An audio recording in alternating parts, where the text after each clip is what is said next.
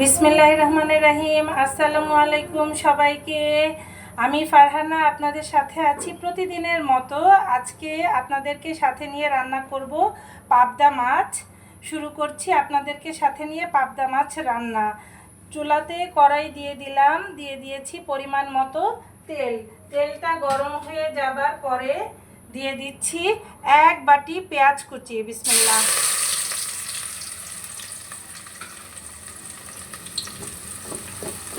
পেঁয়াজটাকে ভালো করে ভেজে নিচ্ছি।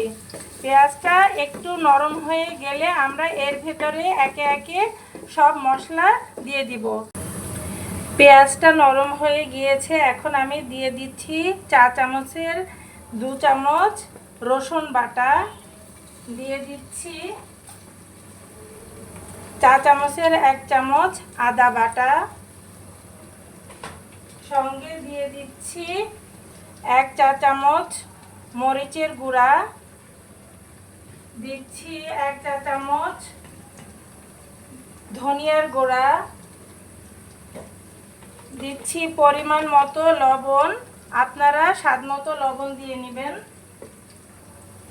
দিচ্ছি জিরার গুঁড়া, এখানে আমি 1 চা চামচের মতো জিরার গুঁড়া দিচ্ছি। আর দিচ্ছি আধা চা চামচ পরিমাণ হলুদের গুঁড়া। এরপরে ভালো করে মশলাটা আমি কষিয়ে নিব। ভালো করে মশলাটা কষিয়ে নিব।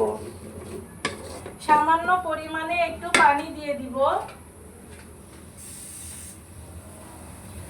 দিচ্ছি সামান্য পরিমাণে পানি দিয়ে ভালো করে মশলাটা আমি কষিয়ে নিব। মশলাটা ভালো করে কষানো হয়ে গেলে পাবদা মাছটা দিয়ে ভালো করে মশলার সঙ্গে মিশিয়ে নিব।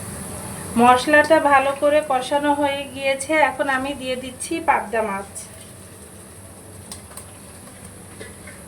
পাবদা মাছ দিয়ে মশলার সঙ্গে একটু ভালো করে নেড়ে চেড়ে মিশিয়ে দিব। পাবদা মাছ যেহেতু নরম মাছ, অনেক বেশি কষানো যাবে না। আলতোভাবে মশলার সঙ্গে পাবদা মাছগুলো মিশিয়ে দিয়েছি। এরপরে দিয়ে দিব পরিমাণ মতো পানি। মাছটা কষানো হয়ে গিয়েছে, এখন পরিমাণ মতো পানি দিয়ে দিচ্ছি।